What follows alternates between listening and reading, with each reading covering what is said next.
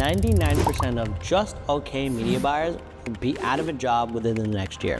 The truth is, to be a great media buyer, it's not just about running ads, it's about everything else that happens outside of the ad account. So your account structure, your bidding strategy, all of the things that happen within the ad account are not nearly as important as what's happening outside. My name is Ashvin Melwani, and I'm the co-founder and CMO of a health and wellness brand called Obvi, which has reached over 80 million in lifetime sales till date. Prior to that, I ran a digital marketing agency where I've spent $100 million on meta ads alone. So with that being said, I would love to share with you what I've learned over the last decade. This way it helps you build your own brand and hopefully become a better media buyer. So let's get into it. First things first, the best media buyers also have to be the best creative strategists. So what does this mean? In my previous video, if you haven't checked it out here, what I would do is focus on creative diversity, right? So understanding that there's 4 different types of creatives that you can create, as well as the 4 different layers of messaging you can also include in those types of creatives. Understanding what to put in that is very important. So the way that your ad actually looks, the headlines that you're actually using, all those things are very important. So yes, you can go and look at your competitor ad libraries or see what everybody else is running, but in order for you to stand out, you quite literally have to stand out. So what I would do is use this as inspiration, but don't just copy anybody. Go and look at what your data is telling you. Just because somebody else is running a certain ad doesn't mean that you should also be. What works for them is not gonna work for you 9 times out of 10. So let's get into the messaging. Where is the best place that you can get your creative messaging? It's within your actual data itself. The few places that I look at for actual creative messaging when it comes to headlines or USPs is looking at a few different places, such as your ad comments, your post-purchase surveys, your reviews, your Amazon reviews, or quite literally picking up the phone and calling your customers. So let's look at the first one, ad comments. Those are people that are potential customers. Those are the people that ask questions that matter to them.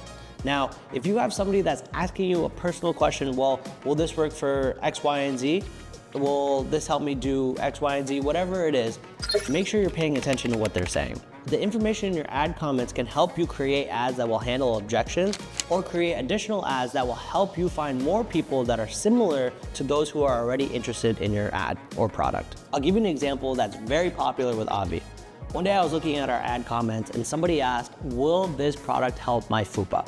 And now that comment itself got a ton of engagement because, let's be honest, it's pretty funny. And if you don't know what a fupa is, go Google it. Now, what we did is we took that headline around fupa and created an ad that said, fupa killer with the product, 90-day guarantee, and that was it. That became our best performing ad because it was talking in the language that our potential customers were talking in and could resonate with it.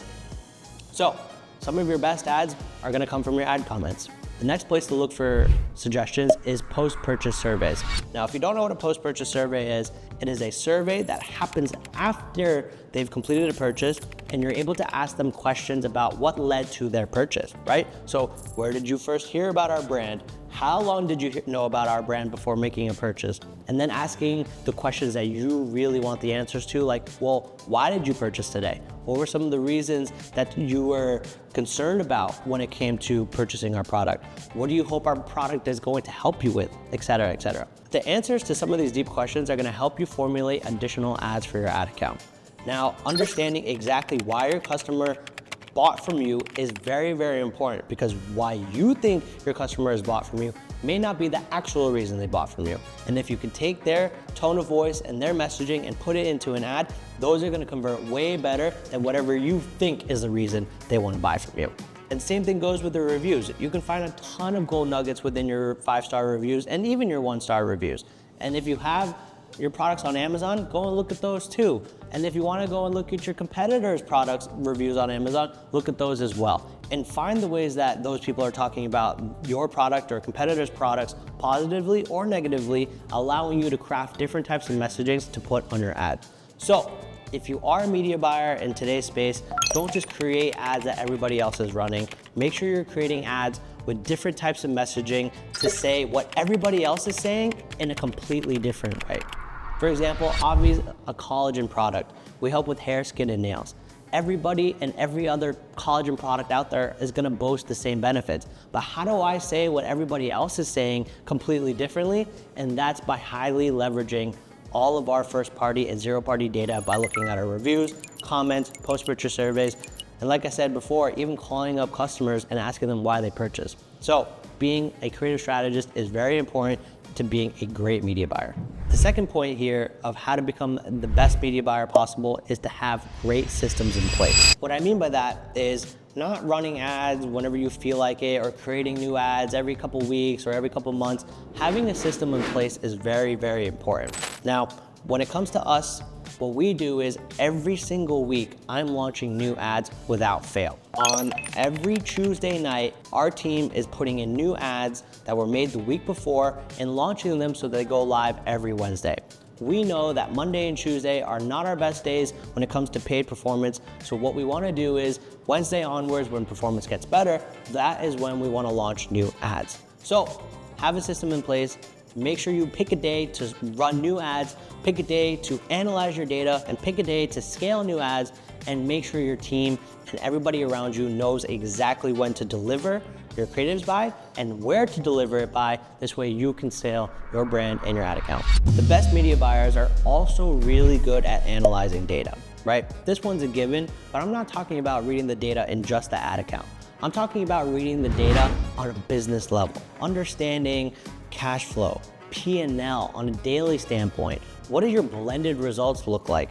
What does the advertising that you're running on Meta look like on Amazon, on your retail efforts, et cetera, right? So not just focusing on the numbers in just this one area, which is your Facebook ad account, but understanding the implications and the effects of it across the board. So for us, the way that I run the ad account is, I don't care what the ad account numbers are really saying. I care about what my blended results are and what my P&L looks like on a day-to-day basis.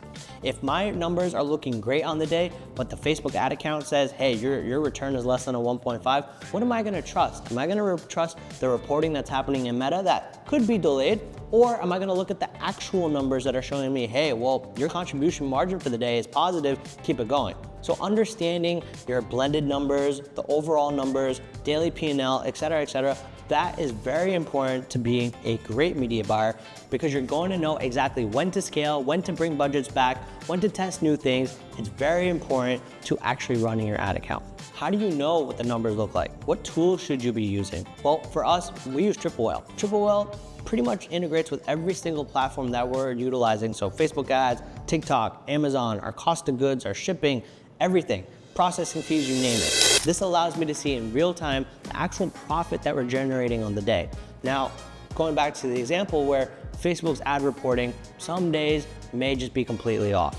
There may be a delay, there may be a UX design change that stops the dashboard from loading. As long as I have a blended number that's being pulled and collects everything within Triple Whale, I know that I'm safe and I can optimize accordingly.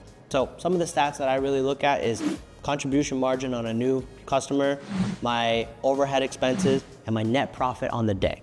If those numbers are out of whack, that's when I go back into the ad account and say, where do I need to adjust so that I can make sure that these numbers are trending in the right direction and not the wrong. Another point on being the best media buyer is understanding that brand performance also matters. There's a long time argument between brand marketers and performance marketers, but performance marketers need to understand that brand does matter. If you have a website that looks like crap, you have customer service that's not answering tickets, you have terrible reviews, your experience on the website is terrible, your packaging, your shipping, everything is bad, no matter what you do in your ad account, your performance is going to fail. So understanding that every single one of these elements, which you may not be able to control directly, understanding that these elements can affect the performance of your ads is very important, and to be cognizant of what you can do to improve these things. So as a media buyer, I have nothing to do with answering customer support tickets, but if I can help them make their jobs better by introducing them to tools that I've heard about or giving them the resources to do their job better, it will make my life easier and my job better, making sure that we're actually getting the numbers and hitting the numbers that we need to scale. The last thing when it comes to being the best media buyer is constantly testing. And when I say testing, I mean CRO. CRO is conversion rate optimization. It doesn't matter how you set up your ad account or the creatives that you use. If they go to a landing page that doesn't convert, you are going to lose that buyer. So CRO is super important. So when I say this I mean testing different landing pages, testing different product pages, testing different messaging, imagery, offers, all those things fall under CRO, which will allow you to improve what we call revenue per session or profit per session, allowing you to scale your ad account. If you're looking at just conversion rate and saying, okay, well, this number's going up or this number's going down, you're not doing it right. You really should be optimizing for revenue per session and profit per session, because I can increase my conversion rate overnight. I just have to drop the price of my product in half. But does that mean that I'm profiting more? Probably not. So when A/B testing different things, looking at these two metrics is very important. You want to improve your AOV, you want to improve your conversion rate, you want to lead to more profit per session, and that is how you're going to grow your brand. The best media buyers are testing things constantly. At a minimum, you should be testing at least 2 major things within your landing pages every single month. Now, understanding that it takes time to get these learnings, make sure you're not cutting tests early, make sure you're launching tests with a long enough time frame to get the amount of traffic that you need to hit statistical significance. Make sure you're not just running tests over the weekend and not the rest of the week, because performance is different over the weekend versus the week. So understanding these nuances is very important to running CRO, and if you can understand CRO better, you are going to be a better media buyer. So with that being said, I hope this video was super valuable to you. If you like the content that I'm putting out, please like this video, please subscribe, please comment to let me know what you'd like to hear from me. I know I can't fit everything I know into one single video, which is why I'm gonna be dropping more videos over time. So if you wanna hear more from me, subscribe, follow me on Twitter at Ashvin Melwani to be notified when the new video has dropped. And until then, happy scaling.